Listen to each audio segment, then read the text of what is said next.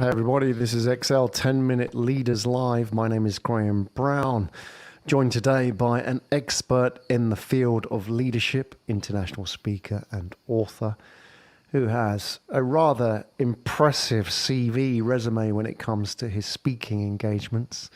So we're going to dive into the world of leadership. Mark Noon, welcome to Hey, XL. Graham. Good morning for me. Good evening for you. Yeah, thanks for bringing the energy and the noise this morning. It's Yeah, bright and breezy for you in Florida this morning. ready to go. Absolutely. Let's do this then. We've got 10 minutes together. Are you ready? Yeah, let's do it. First, out of the gates, what does it say on Mark Noon's business card?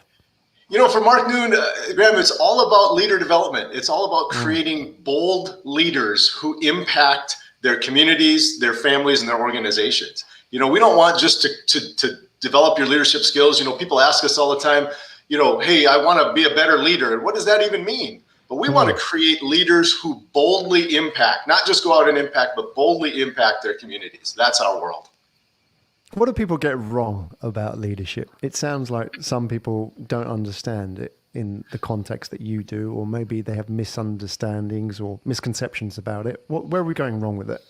I think it's because they have this concept that they want to grow and be a better leader, but they don't know what that means. And there's so many aspects to leadership. When you think about how do we motivate people? How do we delegate responsibilities? How do we connect? How do we build a culture? How do we engage people? There's so many aspects to that. So when people say, I want to be a better leader, it's like saying, I want to be a better person. Well, okay, what area of your personhood do you want to be better at? And that's the part of leadership I think people miss.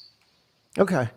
So if somebody did come to you and say, Mark, I want to be a better leader, where do you start with that person? Often, where is the easy, quick wins? I know it's not an easy process. It takes time. Sure. But often you need those quick wins to keep people on board, to believe in the process, don't you?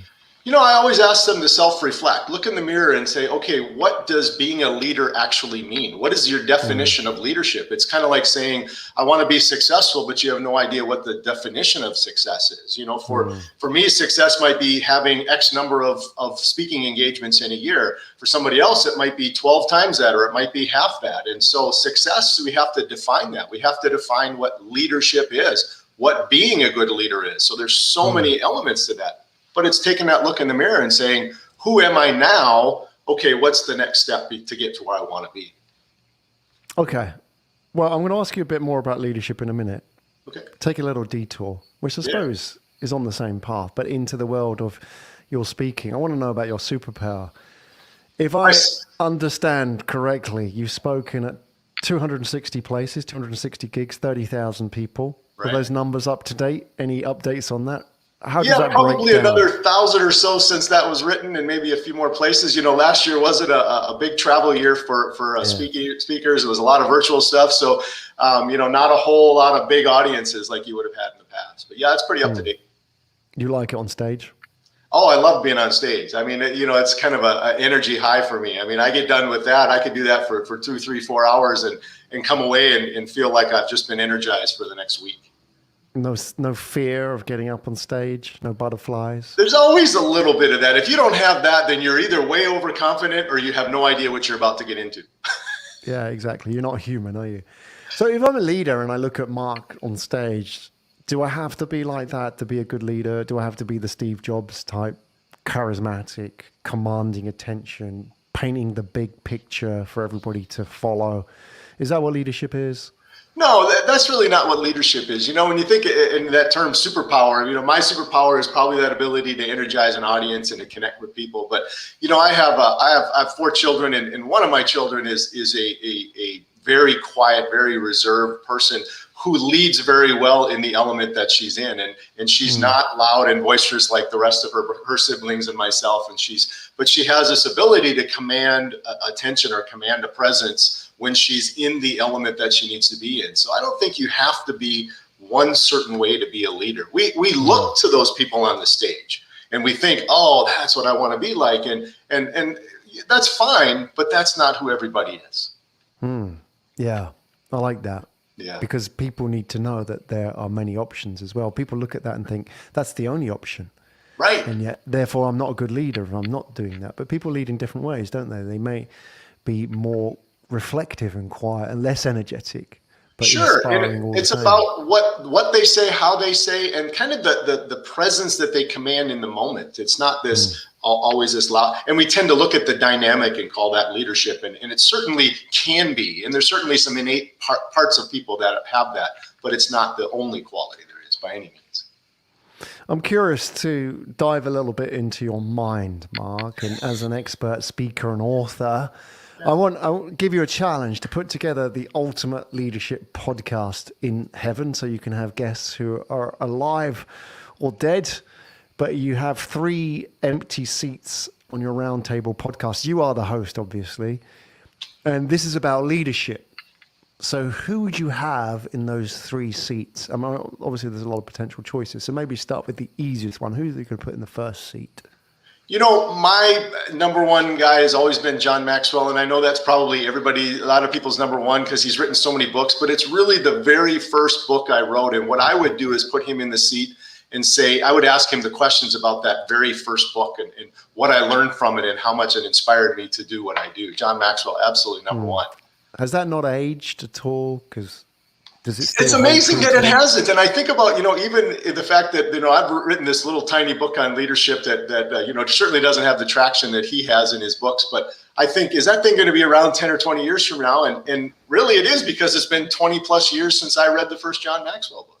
And does it still hold true in this world of Zoom calls and virtual teams? Are all the principles still intact? I believe 100%. I still reference that very first book. I don't even talk about some of his other books that I read. I reference the very first one, which was the 21 Irrefutable Laws of Leadership. I go back to those laws. I still have that book on my shelf. I go and I reference it often. So absolutely, it's timeless. All right, good call. First guest, John Maxwell. Second guest would be Moses from the Bible, right? So here's why, because I am called the great delegator. People have told me that throughout my career and my military career and such. I love to delegate, and there's a passage in the Bible where Moses is literally overwhelmed with the amount of responsibilities as a leader, and his father-in-law comes to him and says, I want you to begin to delegate these responsibilities out, and he does, and it's what catapults his leadership perspective of what he does. And so I would love to ask him about that moment when he's got 2 million people in front of him, and he goes, okay, I have to start delegating some things to a few people because I can't handle 2 million followers, right? Yeah, that's going to be an interesting choice. It will be. It would be a great choice, but that's where I learned a lot of delegation responsibilities. Absolutely. We talk as well in leadership about, obviously the power of storytelling, and one of the narrative devices in storytelling is the promised land pitch, if you like, taking people to the promised land. And I guess he was the first guy to do that. Right. You can tell some great stories, I'm sure. Absolutely. Okay, you got 1 seat left. Who would you put in there? I don't know who specifically, but I would pick somebody who's worked with me in my military career, somebody who I was a responsible person to lead. I get feedback from people even today. It's been almost 10 years since I've been out of the military, but I look back to that time and I think, okay, who did I lead well, and what did I do well, and or what could I have done better earlier in my career? So it would be that mystery guest would be that one person that maybe I'd let you as the host go, okay, here's a list of people that used to work under me. Pick one of those people and have them sit in a chair, and it would be a challenge because I'm not sure exactly what they would say about me, but I would hope it would be really good things about how I was learning to lead or how well I led. Yeah. There's a lot, isn't there, recently of interest in the military world and the analogies in leadership. We see people like Jocko Willink talking about extreme leadership and so on, trying to help people understand that leadership isn't the traditional command and control model, which you automatically assume the military is about, isn't it? And yet what's emerging is these sort of very decentralized models of leadership. Yeah, in fact, I'm in the middle of an audio book by Jocko, and so it's a great analogy. Here's the thing: is people think military people are different than others, and people are people. I led people in the military the same way I teach people to lead now.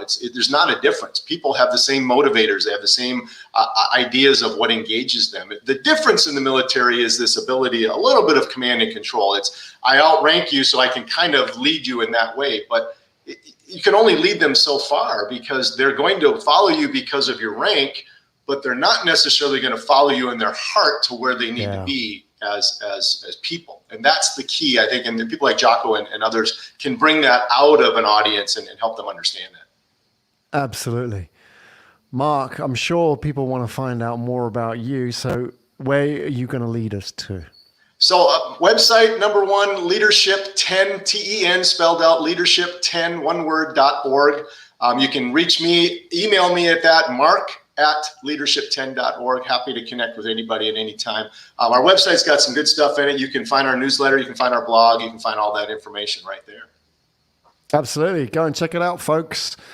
That is Mark Noon, everybody. Leadership expert, international speaker, author, executive coach. The list goes on. But if you want to find out more about him, he's given you the website. Mark, thank you so much for joining us today. Thanks so much, Graham. It's a pleasure.